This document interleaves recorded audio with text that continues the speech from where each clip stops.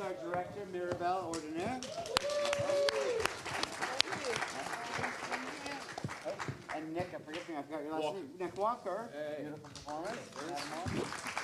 And Mia, I'm going to mispronounce it. Wurgaft. I didn't want to mispronounce it. That's all right. Mia Wurgaft. Please. All right. I have here the questions from the online audience. So if you're watching online, I have your questions here, but you have to send them in. Again, thank you all so much for being here for The Illusion. What a wonderful, strange, mysterious play. We have not rehearsed these questions in advance, so I'm just going to start by dropping a laptop. I'm going to start by asking Mirabelle, you told me and the cast this morning that you fell in love with this play in high school. Yes. Yep. And it stuck with you all these years. Why? Because I really found remarkable the 3 levels at which he's telling the story. So, you know, he starts with Alcantara and the Prédamment, you know, looking for his son. And then you have the spirits coming to enact the story, which is unheard of. I think I don't know of any play that has that. And then within that level, the spirit start to act. So we get 3 levels of fiction, and it's the first time in theater really that this happens. And Corneille really not only made use of those 3 levels in a very original way, but also link them so that we all fall for the illusion. And I remember reading the play and completely falling for it. It's like, wow, this is genius, you know. And then I also love the apology of theater at the end, you know, which I thought was a really interesting and fun way of lauding the medium you're in. So I just really love the whole conceit of the play. And yeah, it did stick with me all these years. I've only seen one production of it. It is a play that's very well known in France and read a lot, but very rarely performed. That's interesting. I mean, it's certainly rarely performed in America. I know of one production at the Signature Theater about 15 years ago, I think it was. They did Tony Kushner's version of the play. This is Christian DeMarais, everybody. Beautiful performance. Had any of you actors ever read the play or heard the play before? No? No. Was The Illusion, were you all tricked? Yeah, good. Good. Well, I'm going to open it up to questions from the audience then, and we'll dive in here. Yes, anyone? Anyone? No? Okay, yes, sir, here in the front row.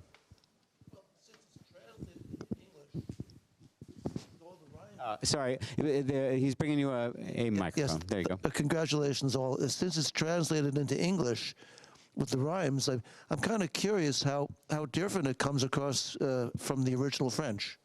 It's actually fairly different. I really like this translation because it is really between translation and adaptation.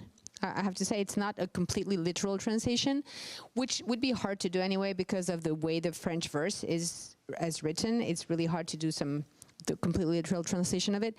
But you know, for a French person reading this play, it can tend to be a little bit fusty. That's what people will say. I don't find it fusty, but some people could.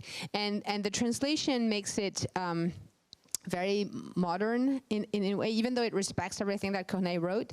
The way he uses language definitely makes it, I would say, more or seem more modern. I was really excited when I read it in English, because obviously when I started to think about this, I had never read the play in English, so I only knew it in French. And so reading the translation, I was like, it's as if I were rediscovering the play. So that was really, really exciting for me.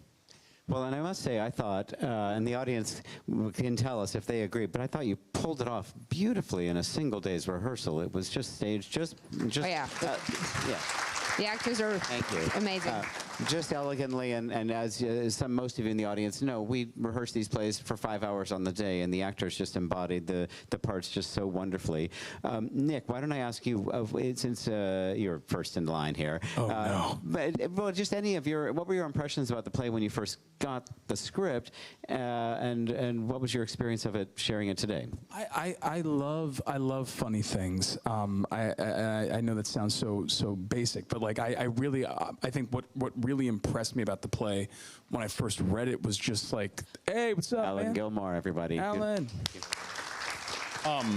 It was just so joyous. It was just a, like, you know, all these characters kind of have illusions about themselves and illusions about what love is and illusions about what the world is, but you're watching those illusions get broken in the most joyous way. And so that I was just like, when the offer was in, I was like, seems amazing. I'll happily join in. And then for this character in particular, it's just always so fun playing a character for whom there's just no boundaries and no rules. Like it's one of those things where the writing of this character, and I actually, but when I got this text, I picked up the Tony Kushner version, and it's kind of the same thing there, where it's just like, it's written so well and so eccentrically that all you really have to do is say the words and meet them, and like it's just so absurd. So there was just an immense freedom that I was looking forward to exploring, and I had a blast, you know, in 6 hours playing around with it. Yeah. So that's what I thought. Well, it was beautifully done. Beautifully done. But any other impressions from on the stage? What was it like playing? What's the name of Lise? What's the name of her prototype? She's sort of the in Commedia. She has a name, right? I suppose so. That's actually what I was thinking about. Of what I enjoyed about this play was, and I think you spoke about it at the beginning of the rehearsal process, i.e. today, which is that in this play, there's every single trope you can think of, and they're all thrown into one pot together and like jostled around, and then there's a magician. So it was just really fun to, in some moments, Lise is the prototype, like the archetype of the villain, then she's like the nurse in Romeo and Juliet, then she's Helena, then she's this, it was just really fun to kind of mush those all into one person and see what truth comes out of it. And I think that that's what makes this play really just bewildering and very cool. It's quite magical. Other questions? Yeah, yes, sir. I think it's quite clear that Ranjit Bolt was a British schoolboy. I just wonder, you know, I wonder if anybody played Count the Shakespeare quotations, because they are plenteous. Yes. And I wonder what your score was. Did you count the Shakespeare quotations? I did not count them, but Maybe at least 20. Didn't count, but when they come up, you get hit by it. It's quite a visceral experience. I mean, that's the what I love about this translation. It's at once very modern, but also very in tune with all the theater tradition, just as the original is. You know, there's a lot of obviously not Shakespeare quotations in it, but you know, it's very attuned to the class, or you know, to the traditional Italian tradition and commedia dell'arte and everything. So there is at once the play is very inscribed within its the theater history, and at once it's very unique. And I think the translation really captures that. Can you digress for just a second, but interestingly, about Corneille, because you know we don't know Corneille that well in our country, but in fact at Red Bull we've done, I think, only 2 Corneille readings, and both comedies. But Corneille's we did The Liar in David Ives' version, and this. And I don't know if you call this a comedy or a Roman. Would you? Well, okay. Well, this play. So let me read something to you, which I think is really interesting. So when Corneille had a very long career, and he stopped writing a couple of times, and then went back to writing, and his plays were reissued, which is rare for a playwright from this time. And so when they were republished as a volume of all his works, he wrote a little commentary on each play. So he prefaced every play. And this is what he wrote about this one. The illusion is a strange monster. And so monster means at the time a prodigy that goes against the order of nature, right? And so this is why he called it a strange monster. The first act is nothing but a prologue. The following 3 make up an imperfect comedy. The last one is a tragedy. And all these thrown together makes a comedy. So yes, I guess you could call this a comedy.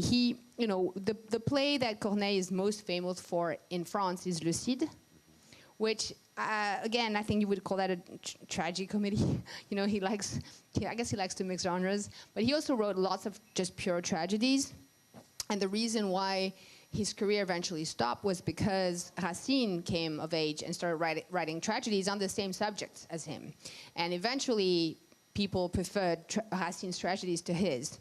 And so then he stopped writing. But he was very prolific, and he wrote many plays, quite a few comedies, tragedies, and even in his tragedies, you have Roman tragedies, you have Christian tragedies. So he's got a very big amount of works, and actually they're quite often performed, in France. What would Le Cid would be number one? Le Cid is definitely the one that, if you say Corneille, Le Cid is the first play that we would think of.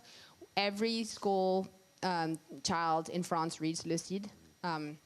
We have to learn parts and recite. I actually was given an assignment was to write a scene from Le Cid. That was part of a school assignment that I was given. I remember in I don't know what grade I was. Maybe I was 13 or 14 years old. And in a play, there are scenes that people talk about but that are not written. And so we were given the assignment to write one of the scenes that was not there. And so we had to write in Alexandrin.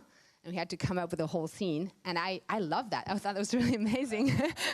So all this to say that the play is very iconic in France, and everyone knows some of the speeches from that play. And L'Illusion Comique is I would say, everyone reads it as well, but it's not as well, and certainly not as performed. Thank you. I'm glad I asked. Go ahead, Christian. I'm sorry I was late and I maybe missed this, but you also said that this is like one of the first plays that use memory or like flashback as a device, which I think is really interesting because it's so well fleshed out. Like we see a lot of memory plays now, I think, and like how whether it's a reliable narrator or a non-reliable narrator, but I think, if you could speak to that, because I think that's a fascinating part of this, of like, speaking of illusions and what characters choose to believe and what they have faith in, how that disillusionment unfolds. But I thought that's like one of the most effective things, and introducing that as like just a concept to theater in general is fascinating in reading it, where you're just like, oh, this is like the first time somebody has invented this. The flashback, yes. When Alexandre says, "Okay, I'll show you what happened, and we'll start 10 years ago, and we'll go back up to now," and that's what he does. And this is a flashback, and that was one of the first time that it was used in theater. I mean, it wasn't called that, but that's definitely what it was. So yeah, it's amazing. I mean, and when he does it, it feels completely natural, right? Yeah. I mean, it feels like, of course, this is what one should do.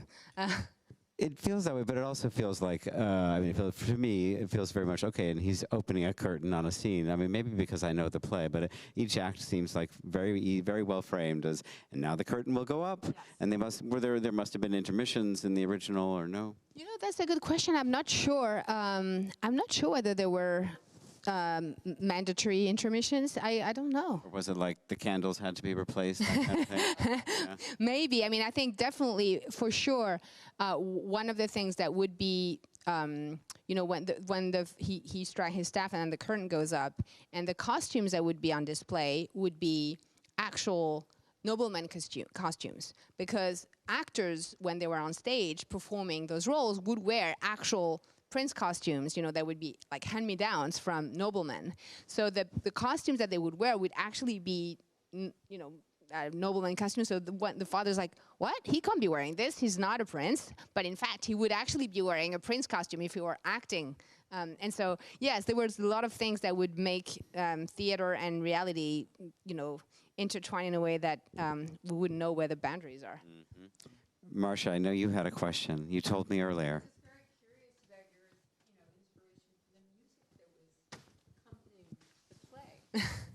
Because that was an illusion too. I mean, I sat here wondering. Oh, that's okay. Yes. Well, yeah. So this is Satoshi. I don't know where he's still around. Yeah, Satoshi is here. Yeah. So Satoshi and I have been working together for a long time, and when I spoke with Jesse about this play, I immediately thought of working with him because Satoshi has a wide array of instruments that he plays. And so the first thing that we thought of was, how do we help the audience and just help telling the story by choosing an instrument that would go with each character. And so, and also we listened to the actors' voices, and we tried to come up with instruments that would, complement who the characters are. And indeed, the one character for whom we had the hardest time finding an instrument for was Mirabelle, because he's so over the top. And after a while, Satoshi told me, I think we should use a toy drum, because there's this very childish, as you say, without boundary type of character. And so Satoshi sent me samples. I was like, yes, this is exactly right. And so Satoshi sent me a lot of samples of different instruments, and I listened to them like, yeah, this would work for that character, and then this is how we built it. And so that we try to make it consistent, so that every time a character comes, we have this same sound or same music. And then also, that was one part of it. And then the other part of it was, we have no swords, we have no servants, there's a lot of things we don't have in the reading. And so the music was there to provide all that. So, in the battle, or if the sword drawing. And so, the various percussion instruments can do all that. And this is what I was looking for. And, we came to that improvising and, trying to riff off of the text of the characters, of the situations. So it was a lot of fun to prepare that. Yeah. It was brilliant, and it was invaluable. It was really wonderful. Last couple of questions. Anyone? Yes, at the back there. Is that, yes, I can't. Mm-hmm. Well, first of all, thank you, because it was a really wonderful evening. So at the end, there's this incredible defense of the theater. So I'm wondering if you can contextualize that for its time. Was there some opposition to the theater, that this needed to be, that it needed this pain to the theater? Indeed. Actors were not allowed to be buried in Christian cemeteries because they were not, they were from hell. I mean, so even Molière didn't get it. His widow had to really battle to get him properly buried. So actors were at once, of course, the king loved the theater, Louis XIV loved the theater, so they were, on the one hand, popular and supported by noble men, and each prince had his troupe, and there was kind of rival troops, and everyone went to the theater. But on the other hand, actors were really of a low social status. And being part of the theater and deciding that this is a career that you would engage in, definitely, would mean, if you were of a high social status, would mean like a downfall, And so defending the theater was as an art worth going and noble, was something that was very new. It was also in a way saying, because the king loved the theater, then we can defend the theater that's becoming a noble art thanks to the king. There's part of that as well. But for sure, theater was not. It was at once glamorous, but at once also very low class. So very little has changed. Any last questions, Alan? Any insights? Yes, you. No, there you go. I'm just here to be stage candy. You do that well, but I know you have. Thank you. But I did want to comment just one little thing that I noticed that the playwright said, oh, and he's getting remunerated handsomely for that. And I thought that was odd. Seriously, actors don't get paid. I mean, actors in movies, but you have to be in a very, very small percentile to have somebody validate a statement like that.